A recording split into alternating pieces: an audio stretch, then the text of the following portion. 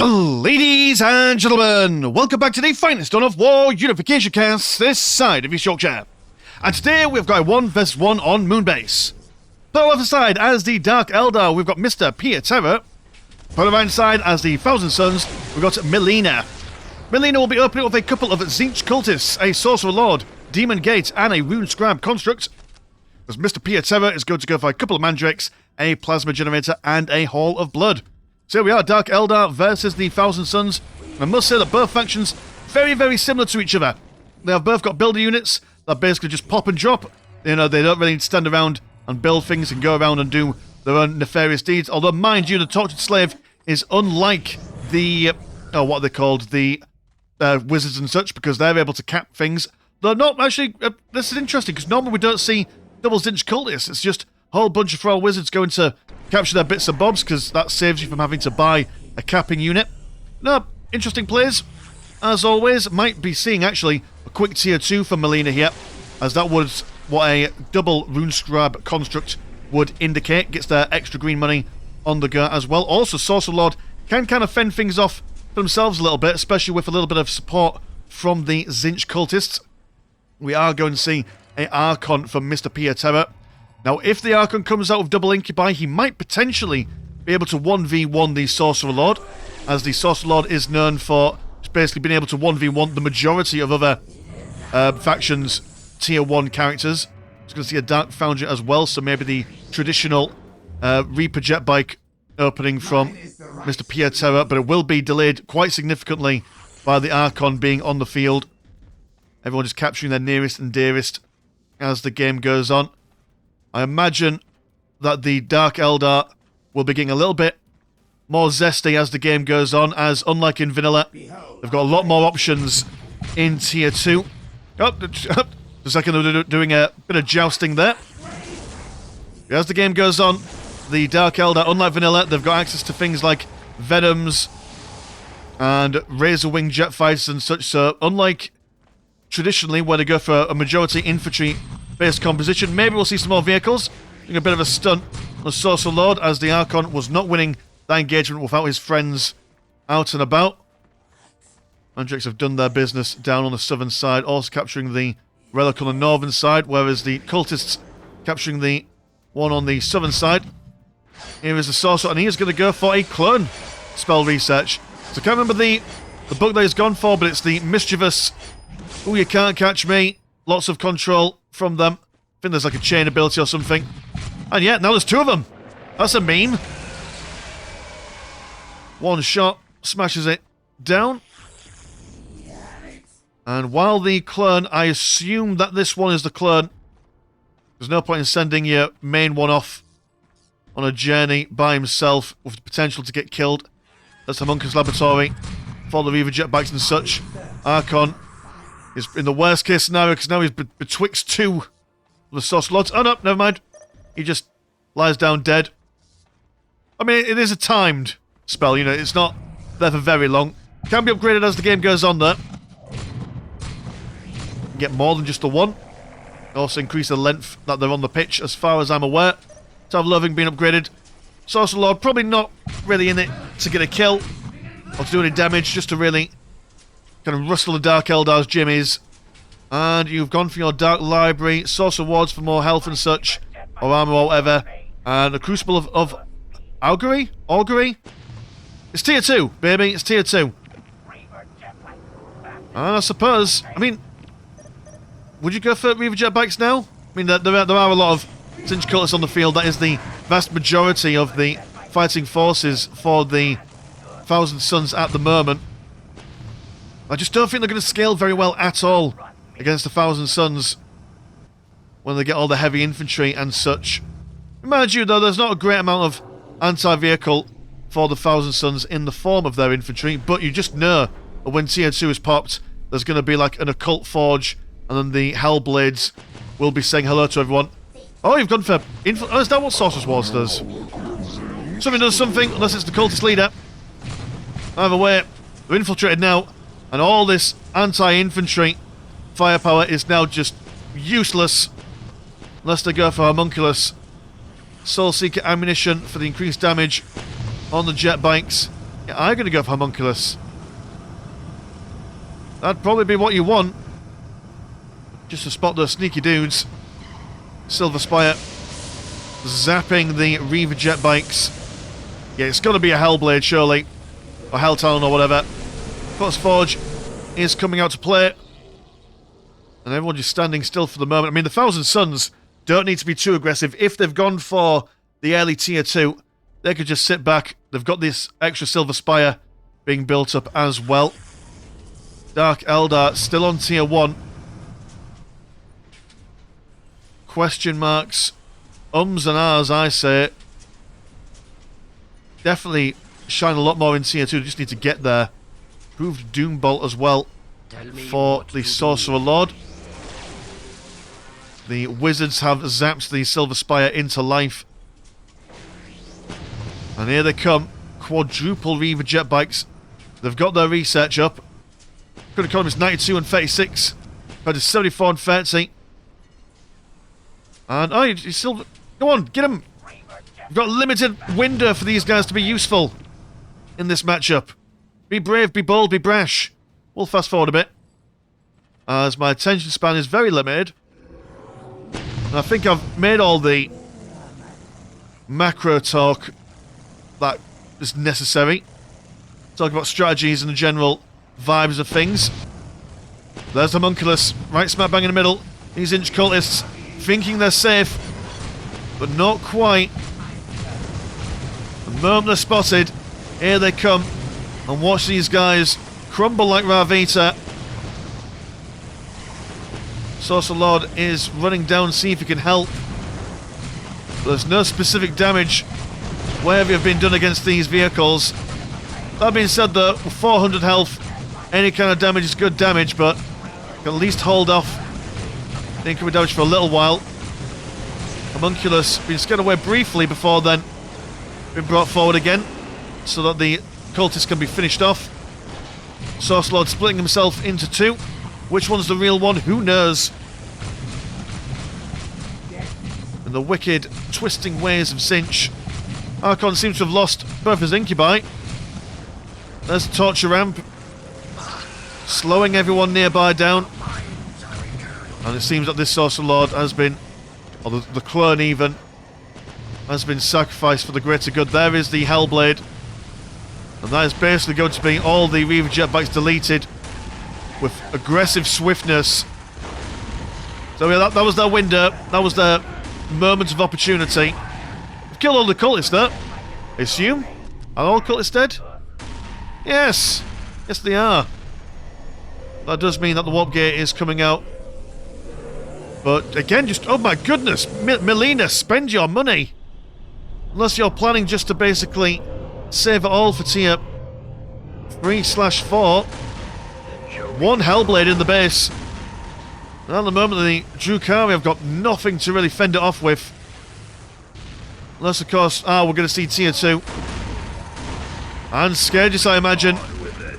If my thinking is correct, and MILENA is basically saving up all of his money to basically rack up the higher tier stuff than Scourges, with their ability to quickly reposition themselves for their Dark Lances and such. Not a bad idea. Plasma Generator going to be repaired by the Tortured Slave as the Hellblade attempts to break it down and probably, there we go, kill the Tortured Slave and then break down the Plasma Generator. Now we're going to see a Dark Matter Blaster, which is good against all kinds of targets really. And with a sliver of health, 12 left over, we'll slink back on over. Silver Spire going to be repaired, or rebuilt even. Good lord, that thunder is just... The thunder sound that Silver Spires make. Blasting my eardrums. And at the moment, the state of play... I mean, both sides have got relative map control. The Drukhari could really do with capturing, consolidating this strategic point here. Archon point blank refusing to get his incubi friends. Would definitely much benefit from having them in his squad. But double warriors, decent against all the targets with their dark matter blasters. And it seems that there's potential for them to start doing some serious stuff when they upgrade their economy. And that's the real worry here at the moment for the Dark Eldar, is that they are... Oh, why have you got no... What's happened to your green money for a second then? Or did you spend it? Never mind. Saw the zero, got confused. That's fine. He's just spending his money, like he should do. Oh, there's a raider. You don't see raiders very often. Here he comes, jumping on in. Goes for the flanks. One unfortunate thing about the Chosen is that they are the one infantry squad of the Thousand Sons that really suffer from having morale. Which is a thing. The raider very quickly taken offline by the Hellblade. Scourge is now being bothered by the Thousand Sons. As we say, able to reposition themselves with alarming speed. And then can focus on Hellblades, although they do not have... Well, they're going to go for Heat Lancers instead. Well, same difference really. A little bit more expensive. In the green department, I suppose. Source Lord bashing the homunculus back away, but it seems as though the Dark Eldar just kind of split themselves up as much as they can. Warrior squads breaking down the Rubik Marines. They don't do much damage until they get their aspiring sorcerer online, so that's one squad wiped down. One squad could probably go for another Rubik Marine squad if they really fancied. Archon suffering from a lack of morale as the Scourges open fire. Now been spotted by the Warriors. Sorcerer overextending himself. Could really do with getting him down. That being said though, not killing him means that the Thousand Sons can't rebuild him to full health, so actually maybe not killing him is the way forward here. There we go, quite a hodgepodge kind of engagement. No army to army there, just lots of little skirmishes going across a long line, which I think the Dark Eldar might benefit more from, to be fair. Especially with the Scourges just being able to fight something over here and then maybe jumping over to win a little pocket engagement somewhere else. That might be the case, but Thousand Sons doing the opposite of what I thought they were going to do, which I thought they were going to go for just a mass of vehicles, but then deciding no. Now they've got a green money income sorted out. It's infantry all the way, baby. Andrix charging forward, but barely getting into close combat before dying. This narrow choke point being fought over. Warriors being slowed down by the Chosen before then being wiped off the face of the map. And the Chosen are stupidly tanky with their 4,000 health. Oh well, you know, 4,000 for a small amount of lads. Oh, where's my camera going? I mean, yeah, the tanking and stuff, but needs to be supported by these guys coming forward. I'm just not really feeling it. Suppose they are waiting for their warp bolt ammunition upgrades, which will drastically increase their range damage. And the Dark Eldar going for a range composition, which, fair enough, it's not terrible, but their close combat units are so much better. If they can get them... Oh my goodness, we're going to see a Talos. Amazing. That's good. That's fun for everyone. We like seeing Taloses on the channel. Rubik's repositioning the Go Faster ability before then jumping inside the Rhino. Torch Jump slowing them down even further. And attempting to get out of there. And then what was your plan there, MILENA? What was your plan? You've dropped them off outside of the torch ramp. These units are slow already, but now being next to the torch ramp makes them just basically move at a snail's pace. Plenty of sorcerer bolts going around everywhere there. And even though the Rubik Marines are substantially tankier than the Dark Eldar, they've got the numbers on their side. Archon and his Incubi engaging glorious hand-to-hand combat, and that is the entirety of the Thousand Sons taken out. Here comes a Talos to just marvel at the field of corpses at the moment, while also getting in the way of these Scourges. Good old pathing. We love it. Most plan here. Heavy ball pellet. You've got the money to spend on extra bits and bobs. Tier 3 is at 69%. Oh, that's a fair point, MrPietero. The Rubik Marines do not leave souls. So the Talos is unable to really harvest anything, which is interesting. But now it is the Thousand Suns' turn to have their natural strategic points being lost to them. Oh, Talos, get out of there! No, he's going to have to fight. He's not even fighting, he's too busy collecting souls. He's a 9-to-5 man. He refuses to leave a job half done, but one thing that no one expects is a useful Talos, and here we are seeing one. Remarkable 1v1 duelist against the other faction's walkers. It's just that it's so fragile compared to the others, but it does the damage. What a hero. There goes, bloody hell, double fully packed squads of screamers, and the Scourges are like, no thank you. I thought you were going to pursue them to high heavens, but no, you've a bit respectful. You jump in, you jump out. You're going to go back to the demon gate. That's for why. I like this. Very much so. I mean, yeah, okay, you could be spending your money a lot more efficiently, but you've got your screamers in there, so now for the rest of the game, you've essentially got something that could just tie up these Scourges. So whatever unit composition you want to go for, glorious. I love it. We can see Battle Hunger for some more lads. Chosen Rubik Marines for MILENA. Sorcerer Lord ready to see the light of day once again. And the Dark Eldar. I mean, you've got the map control, but I don't know if maybe being a bit more aggressive could be useful. You have got the Scourges that can jump in and out.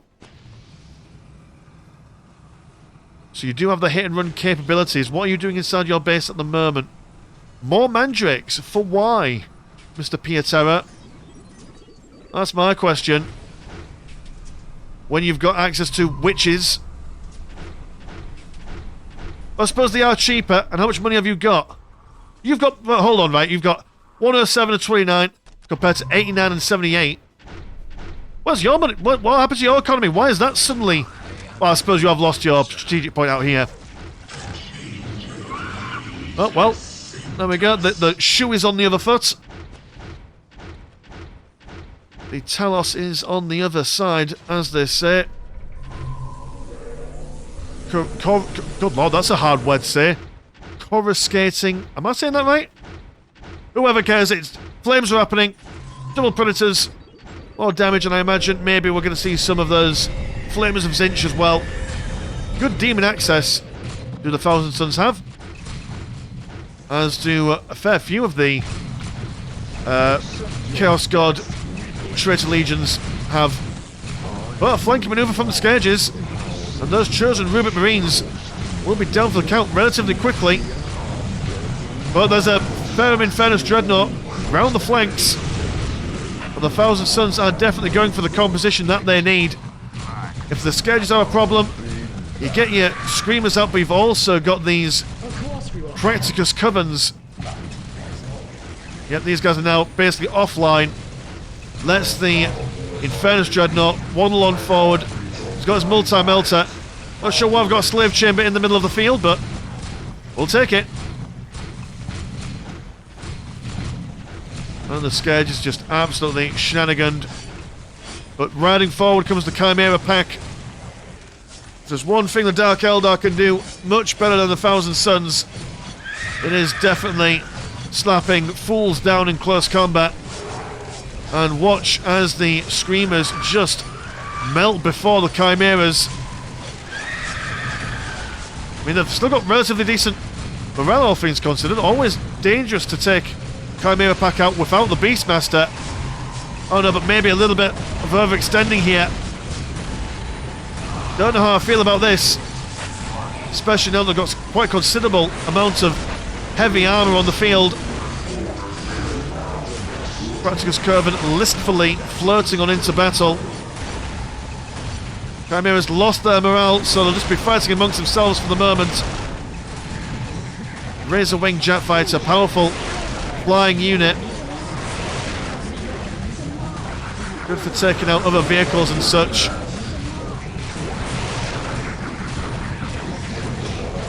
Source Lord about to be taken out potentially by the homunculus. Wasn't expecting this. But just narrowly manages to survive. MrPietero, don't send your boys in one by one. Don't do it. Or are you just buying yourself time? What kind of money are you on? You've on plenty of... Spend your money, Pietero. That's what we need. Double Venoms. Insanely good for the price cost. Get your Razor Wing out there. Here are the True Born with the Dark Matter Blasters. Also, fantastic little models with their shiny capes. Well, I mean, suppose, atramental capes, if you'll pardon me using a fancy word. There comes the engagement. Very sparse fighting force on both sides, to be fair. Talos, be useful, come over here. Do something. Good lord. Well, the Scourges have been sent back. But the Praxis Coven, moving on in close to the base, having to be surrounded by all this firepower. Oh, the population is full because of the slave chamber went down. Ah, it's all gone pink, Tom. It's all gone sideways. Here comes the saving grace. Talos starts to look at him and he's dead. Homunculus Laboratory has been destroyed. Tower of Loathing might potentially be next on the hit list. Scourges could really do with not engaging in close combat. Some corrosive acid and that Predator will be deaded very quickly. And now this Infernus Dreadnought is nowhere able to get out. Thought I smelled like Yoda for a second then. He's just trying to get away slowly but surely, but that Talos won't let him. He's backed into a corner. And there we are. Razor Wing Jetfire being kept alive by the tortured slave. That Predator is not getting much love in there. And without the anti-vehicle stuff, the Thousand Suns aren't doing as well as they would like.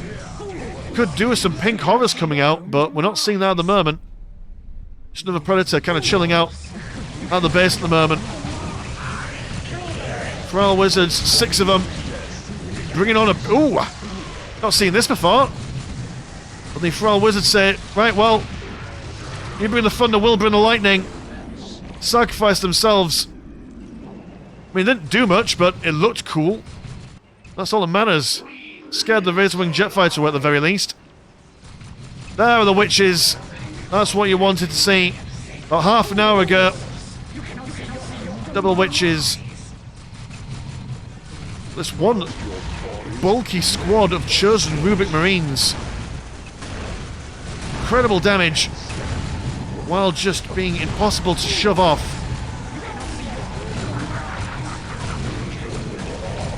Flanking Razor Wing jet fighter. And arguably maybe the Rubik Marines are actually the biggest threat on the field at the moment. Hekatari Witches have broken the morale of the Praxis Coven. Scourges are off in the distance. Seeing more tortured slaves coming out. A couple more Chimera packs.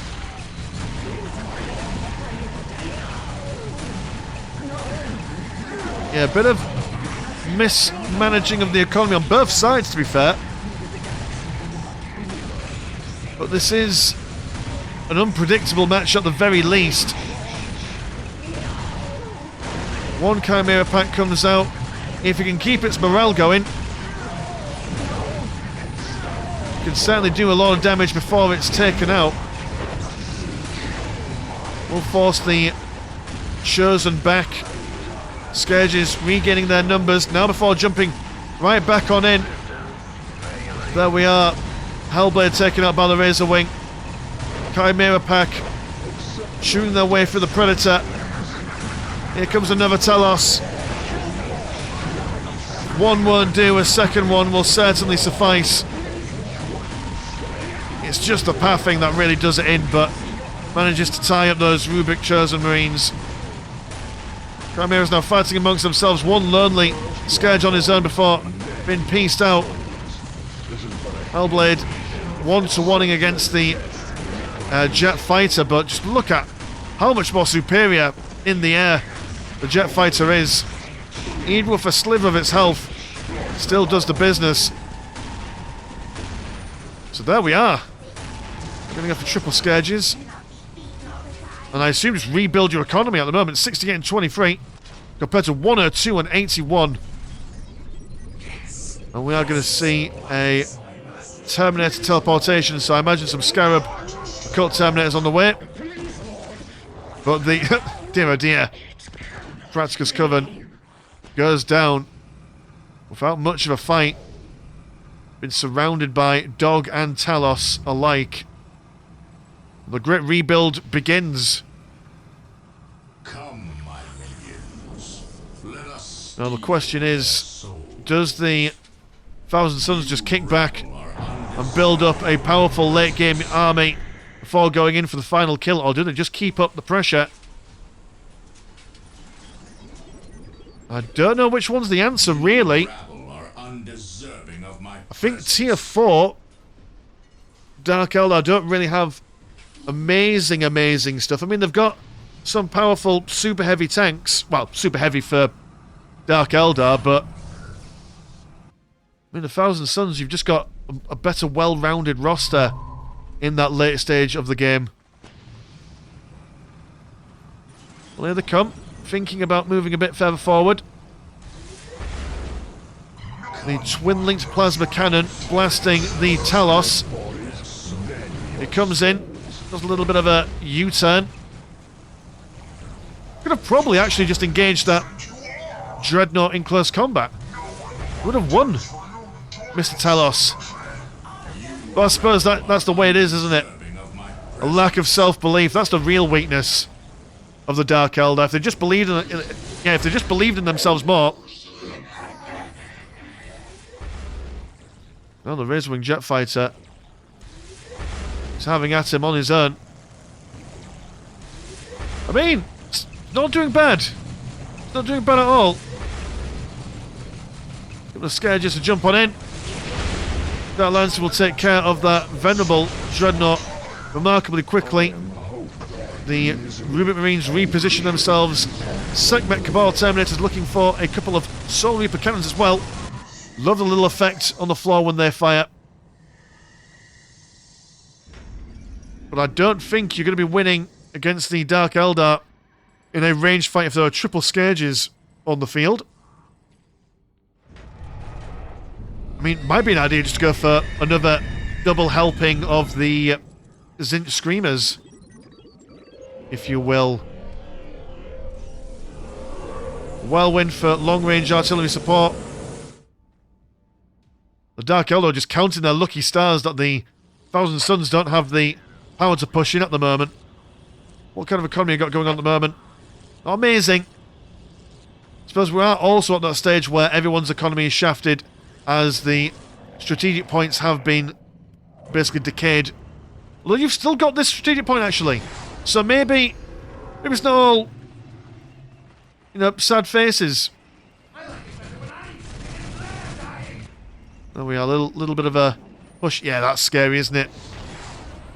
Double Terminators.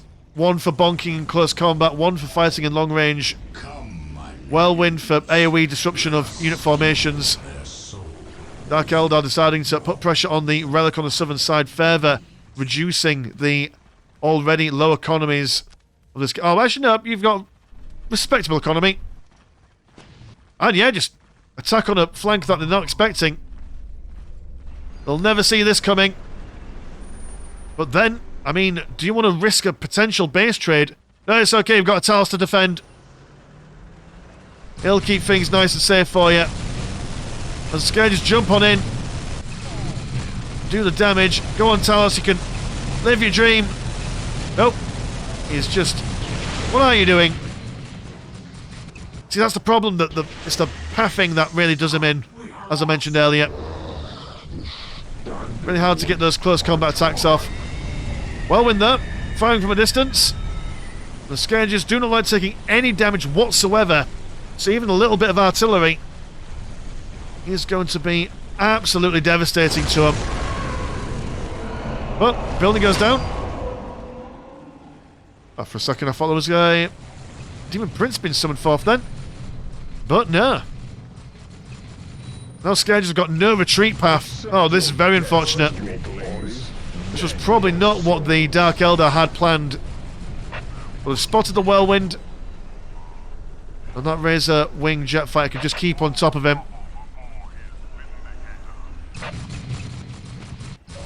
Fresh Talos chews through a Scar of a Cult Terminator. But just on their own, they can definitely handle whatever the Dark Eldar can throw at them. As most Terminators can, really. I mean, that's the whole point of them. Elite units, practically armies amongst themselves. Catching a couple of Scourges as they attempt to walk home. And absolutely MrPietero, peak dawn of war in his opinion. I absolutely agree. Well, there's some mistakes made on both sides. Absolutely. I think both sides could have done a much better job managing their economy. Maybe some micro or unit composition things on the go. But you know what? We're not here to have absolutely intense, my goodness, my gracious, everyone's playing the most optimal way possible. You know, we're just men, we're just innocent men playing a game, having a hobby. That's all we're doing. Oh, that's a good soulstorm there. But I think these guys could probably just stand on it. Not really a problem for them. Seems like MrPietero has just kind of pieced out here. He's done his surrender. More or less. Just sending some guys out anyway, just for a polite last defense.